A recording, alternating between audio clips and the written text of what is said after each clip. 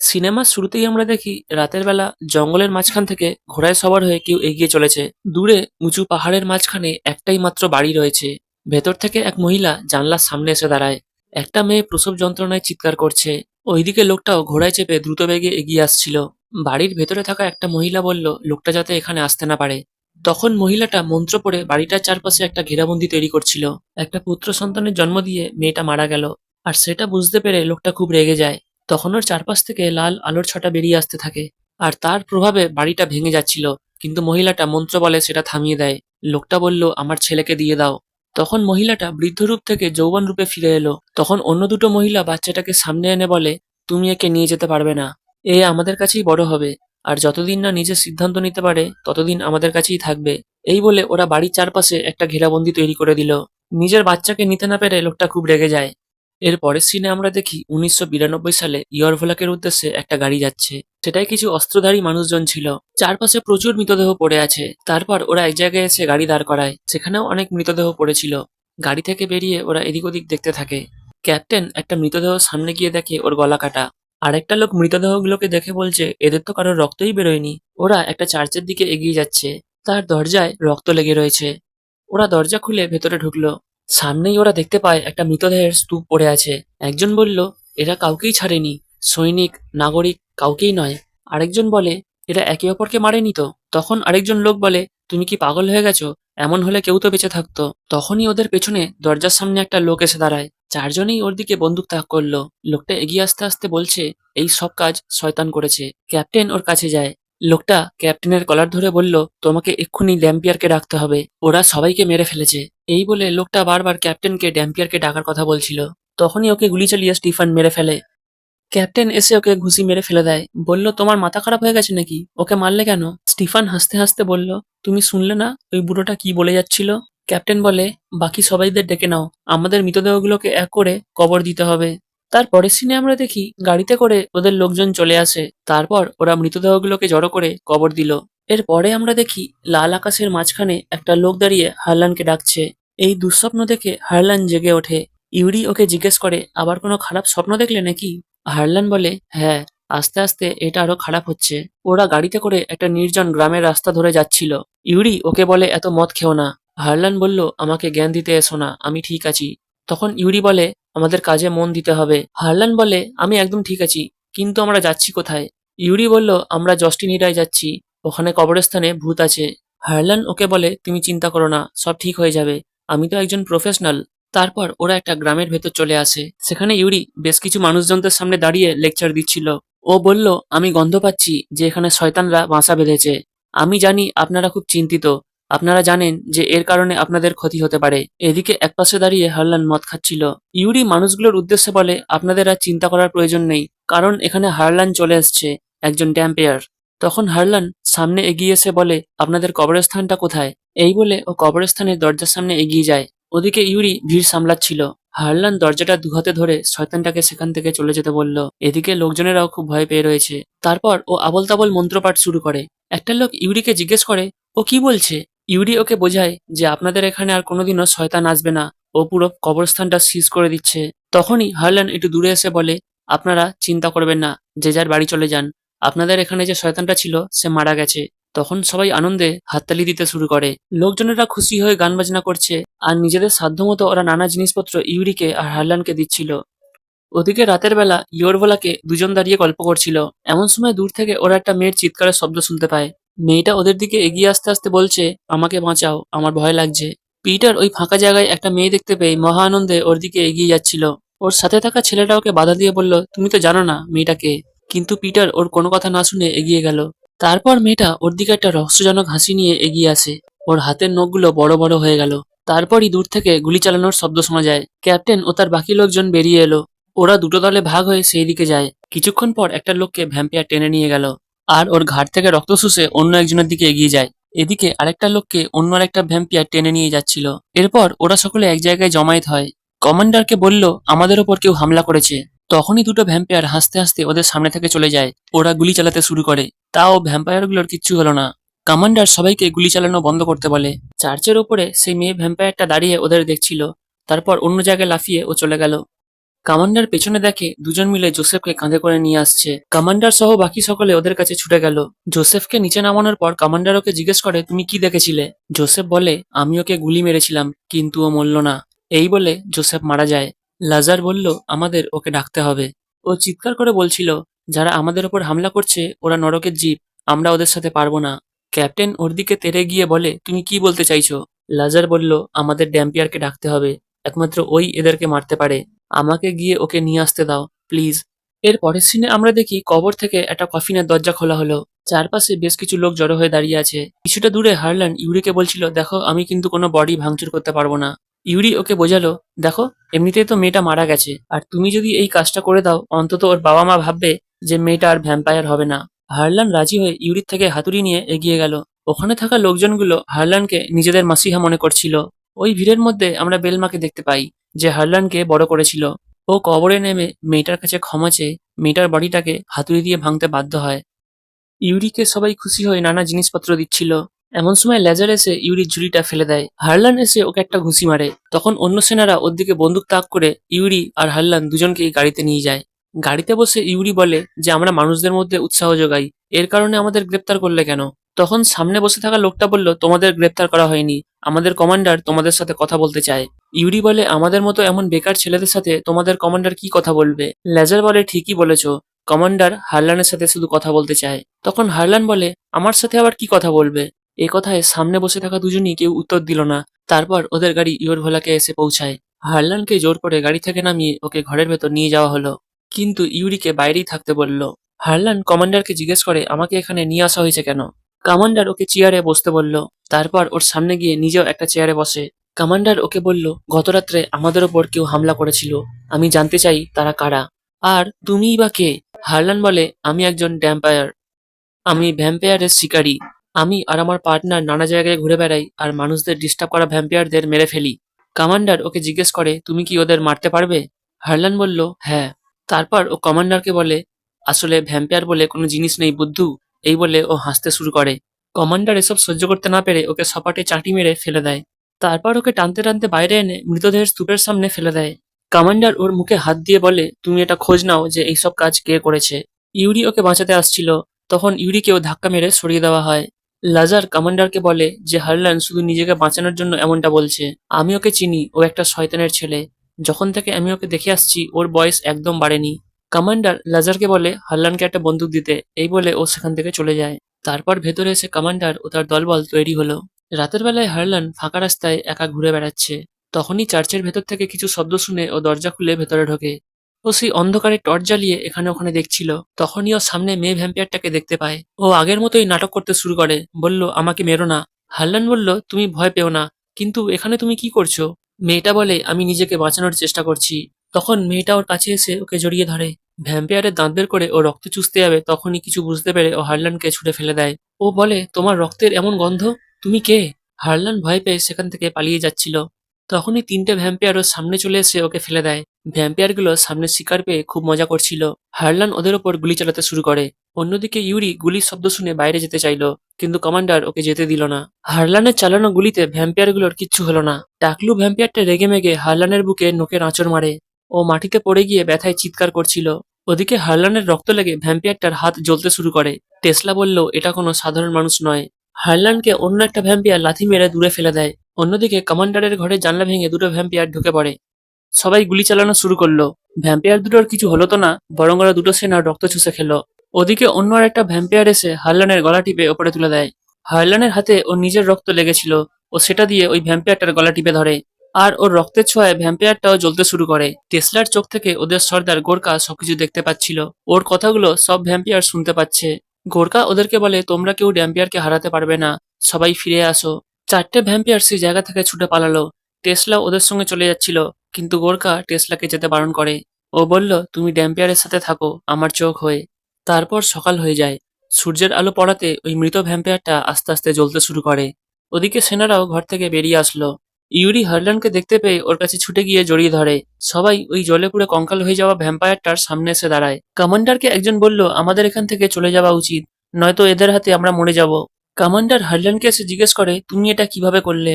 Harlan বলল, এটা সূর্যের আলো করেছে, আর চার্চের ভেতরে একটা মেয়ে আছে, তুমি কি ওর সাথে দেখা করতে পারো।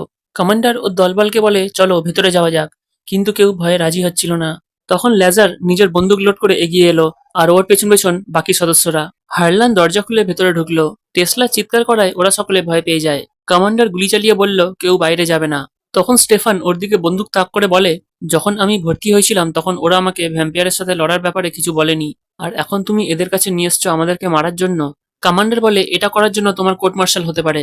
স্টিফান বলল কোর্ট মার্শাল তো তোমার হওয়ার কথা, তোমার জন্যই আমরা এখানে এসেছি। আর দেখো আমাদের অর্ধেকের বেশি সাথী মারা গেছে। স্টিফান হারলানকে বলে তুমি তো ভ্যাম্পিয়ার কিলার, তুমি মেয়েটাকে মেরে ফেলো, ওকেও সূর্যের আলোতে নিয়ে চলে আসো। এ কথা শুনে টেসলা ভয় পেয়ে যায়। স্টিফান এগিয়ে আসছিল কিন্তু হারলান ওকে বাধা দিল। কমান্ডার স্টিফানকে বলে এই মেয়েটাকে মেরে ফেললে আমরা জানতে পারবো না আমাদের লড়াইটা কাদের সাথে হচ্ছে। তখন দু একজন মিশনারিজ বলল তাহলে এখানে কমান্ডারকে থাকতে দাও, আমরা চলে যাই, ওরা নিজেদের মধ্যেই মারপিট করে মরে যাবে। লেজারও কমান্ডারকে এসে বলে আমরা এখান থেকে চলে যাই, আপনি আমাদের সাথে চলুন। কমান্ডার বলে আমি ভীতু নই, আর এই ভ্যাম্পায়াররা অন্য মানুষদেরও মারতে পারে, তোমরা তো এমন ভাবে চলে যাচ্ছ যেন কিছু হয়নি। এদিকে ইউরিও হারলানকে সেখান থেকে চলে যেতে বলে, বরং হারলান ইউরিকে বোঝালো যে তোমার এখান থেকে চলে যাওয়া উচিত, এই জায়গাটা খুব একটা সুবিধার নয়, আমার সাথে উল্টোপাল্টা কিছু ঘটছে। ইউরি কিছুতেই রাজি হচ্ছিল না। তখন কমান্ডার লেজারকে বলে ইউরিকেও ওদের সাথে নিয়ে যেতে। ইউরি যেতে না চাইলেও জোর করে ওকে নিয়ে গেল। তারপর ওরা বাইরে থেকে দরজাটাকে বন্ধ করে দেয়। ওরা চারটে গাড়িতে করে সেই জায়গা থেকে বেরিয়ে গেল।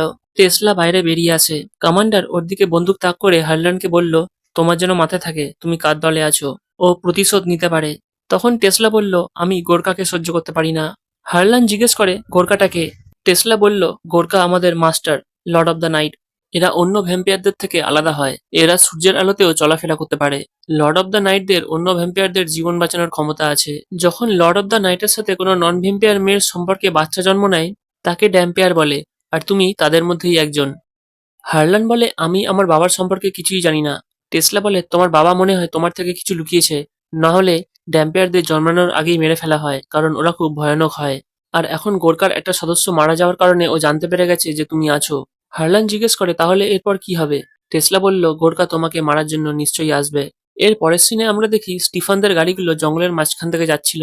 তখনই গাড়ি চালানো একটা লোক রক্তবমি করতে থাকে। ও গাড়ি থামিয়ে বাইরে বেরিয়ে আসে। পিটার বুঝতে পারে দূরে কিছু আছে। ওরা বন্দুক তাক করে সেই দিকে দাঁড়ায়।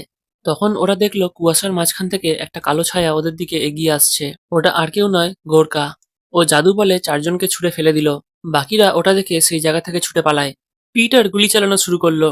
ওদিকে ইউরি, লেজার আর স্টিফান ছুটে পালাচ্ছে। টেসলা দূর থেকেও সেটা বুঝতে পারে। হারলানও ওদের চিৎকারের শব্দ শুনতে পাচ্ছিল। টেসলা বলল গোর্কা চলে এসছে। ওদিকে গোর্কার কোনো গুলিতেই কিছু হলো না, কিন্তু ও ইউরিকে ধরে নেয়। হারলান বলল ও ইউরিকে ধরে নিয়েছে, আর তোমার লোকজনকেও। তারপর ও টেসলাকে বলে আমাকে গোর্কার কাছে নিয়ে চলো। টেসলা বলল আমাদের ব্যাগ শহরের দিকে এগিয়েছে, আমি ওদেরকে খুঁজতে সাহায্য করতে পারি। কমান্ডার জিজ্ঞেস করে তুমি আমাদের সাহায্য কেন করবে। ও বলে লর্ড অব দ্য নাইটকে একমাত্র ড্যাম্পিয়ার মারতে পারবে, আর গোর্কা মরে গেলে আমি স্বাধীন হব। কমান্ডার হারলানকে আলাদা নিয়ে গিয়ে বলে এর ওপর আমার ভরসা নেই, এ ওদের মধ্যেই একজন, যে কোনো সময় রং পাল্টাতে পারে। হারলান বলে না, ও আমাকে ভয় পায়, আমি ওর ওপর নজর রাখবো। তখন কমান্ডার বলল আমাদের এখন এই জায়গা থেকে বেরোতে হবে। টেসলা নিজের শরীর ঢাকার জন্য জামাকাপড় নিয়ে দরজা ভেঙে বেরিয়ে আসে। হারলান ব্যাগে করে কিছু খাবার দাবার গুছিয়ে নিল, আর সাথে একটা খুর নিয়ে নেয়। তারপর তিনজনে গাড়িতে চেপে সেই জায়গা থেকে বেরিয়ে গেল। হারলান পুরনো কথা মনে করতে করতে ঘুমিয়ে পড়ে। তারপর যখন ওর ঘুম ভাঙে তখন অন্ধকার হয়ে গেছিল। ঘুমের ঘরে ও বলে আমার সাথে কি হয়েছিল। কমান্ডার বলল সেটা তো তুমি বলবে, তুমি গাড়িতে ঘুমিয়ে পড়ে কি সব বিড়বিড় করে কথা বলছিলে, এমন মনে হলো যেন তোমার মধ্যে কোনো আত্মা ঢুকে গেছে। হারলান বলে এমন স্বপ্ন আমি মাঝে মধ্যেই দেখি, এখন তো মনে হচ্ছে যেন এগুলো সত্যি হচ্ছে। কমান্ডার বলল টেসলা কিছু খাবার জন্য চলে গেছে, তুমি কি জানো ও কি খায়। ওর বন্ধুরা যে কোনো মুহূর্তে এখানে চলে আসতে পারে। টেসলা বলে আমার কোনো বন্ধু নেই, আর আমি দূর থেকেও তোমাদের কথা শুনতে পাই। হারলান একটু দূরে গিয়ে ওর টি শার্টটা খুলে দেখলো ওর বুকের ক্ষতটা সেরে আসছে। পরের সিনে আমরা দেখি স্টেফানের যখন জ্ঞান ফিরল ও দেখে ও দুটো হাত শেকলে বাঁধা। ও একটা বড় অন্ধকার ঘরের মাঝখানে আছে। পেছন থেকে টাকলু ভ্যাম্পায়ারটা এসে ওকে ধরে। দূরে একটা সিংহাসনে বসে গোর্কা ওকে বলছে তোমার জীবন এখন আমি নিয়ন্ত্রণ করব। আমি জানি না মৃত্যু কি, কিন্তু তোমার ভয় দেখে সেটা আমি বুঝতে পারছি। তুমি আজ থেকে আমার সেনায় যোগ দেবে। এই বলে গোর্কা নিজের হাত কেটে সেই রক্ত নখে করে নিয়ে স্টিফানকে খাইয়ে দেয়। সঙ্গে সঙ্গে স্টিফানের শরীরে সেই রক্ত মিশে যায়। এর পরের সিনে আমরা দেখি হারলান বন্দুক থেকে কিছু গুলি বের করে টেবিলে রাখলো। তারপর পকেট থেকে খুর বের করে ওর হাত কেটে সেই রক্ত গুলিগুলোতে মিশিয়ে দিল। কোরিয়াক জিজ্ঞেস করে এই উপায়টা কি কাজে দেবে। টেসলা বলে হতেও পারে, তখন কোরিয়াক আরো বেশ কিছু বুলেট বের করে সেই রক্তের সাথে মিশিয়ে নেয়। টেসলা বলে, আমাকেও বন্দুক দাও। কোরিয়াক বলে, তুমি বন্দুক নিয়ে কি করবে? তোমার বন্দুক না থাকলেও চলবে। টেসলা তখন বলল, আমি মারতে চাইলে তোমাকে অনেক আগেই মেরে ফেলতাম, কিন্তু আমি যদি খালি হাতে রাস্তায় বেরোই তাহলে ওরা আমাকে মেরে ফেলবে। কোরিয়াক বলে, তাহলে ভালোই হবে, তোমার হাত থেকে তো আমি বাঁচবো। এ কথা শুনে রেগেমেগে টেসলা কোরিয়ারের গলা টিপে ওপরে তুলে দেয়। হারলান ওর দিকে বন্দুক তাক করে বলল, ওকে নামিয়ে দাও। টেসলা বলে, আমাকে মারলে মেরে ফেলতে পারো, তাহলে আমিও মুক্তি পাই। এই বলে ও কোরিয়াককে ফেলে দিয়ে সেই জায়গা থেকে চলে যাচ্ছিল। পেছন থেকে হারলান ওকে দাঁড়াতে বলে। হারলান ওর খুঁটটা দিয়ে বলল, সাবধানে, এতে আমার রক্ত লেগে আছে। তারপর ওরা একটা জনবসতি এলাকায় চলে আসে। টেসলা সামনে ছিল। ও বলল, আমাদের এই ভিড় এলাকা থেকে দূরে যেতে হবে। আমার পেছন পেছন আসো। দেখতে দেখতে রাত হয়ে এলো। কোরিয়াক বলে, আমরা বেশ কয়েক ঘন্টা ধরে হেঁটে চলেছি, এটা তোমার কোনো চাল নয় তো? টেসলা বলল, গোর্খা সবকিছু দেখতে পাচ্ছে, আমি তোমাদের ওর কাছে নিয়ে যেতে পারবো না। তখনই ও কিছু বুঝতে পেরে বলল, ভ্যাম্পায়াররা এখানে চলে এসছে। ওপর থেকে কয়েকজন নেমে এলো। কোরিয়াকের সেনারাই ভ্যাম্পায়ার হয়ে গেছে। ওরা তিনজনের ওপর গুলি চালাতে শুরু করলো। কোরিয়াক হারলানকে নিয়ে একটা পিলারের পেছনে লুকিয়ে পড়ে। টেসলাও লুকিয়ে যায়। ভ্যাম্পায়ারগুলো গুলি চালিয়ে যাচ্ছিল। কোরিয়াকও সুযোগ বুঝে গুলি চালায়, আর সেটা তিনটে ভ্যাম্পায়ারের গায়ে লাগতেই ওরা পুড়ে যায়। এইভাবে কোরিয়াক গুলি চালিয়ে ভ্যাম্পায়ারগুলোকে মারতে থাকে। বাকি ভ্যাম্পায়ারগুলো বিপদ বুঝে লুকিয়ে পড়ে। কিছুক্ষণ পর লেজার হারলানকে অ্যাটাক করলো, আর পিটার কোরিয়াককে। লেজার লাথি মেরে হারলানকে দূরে ফেলে দেয়, আর পিটারও কোরিয়াকের গলা টিপে ধরেছিল। লেজার যখন হারলানকে মারার জন্য এগোয়, তখন হারলান নিজের হাতে রক্তবাঁধা পট্টিটা ওর মুখে বেঁধে দেয়। তখন লেজার যন্ত্রণায় চিৎকার করতে থাকে। ওদিকে কোরিয়াকও বন্দুক বের করে পিটারকে গুলি করে খতম করে দেয়। লেজার ও পিটার দুজনেই মারা গেল। তখন টেসলা ওদের সামনে বন্দুক নিয়ে এগিয়ে আসে। ওর চোখ দুটো পুরো কালো হয়ে গেছিল। কোরিয়াকও ওর দিকে বন্দুক তাক করে দাঁড়ায়, কিন্তু হারলান ওকে গুলি চালাতে বারণ করে টেসলার দিকে এগিয়ে গেল। টেসলা কাঁদতে কাঁদতে বলে, এটা গোর্খা করাচ্ছে। হারলান বলে, তুমি ওর সাথে লড়তে পারবে, তুমি ওর কোনো গোলাম নও।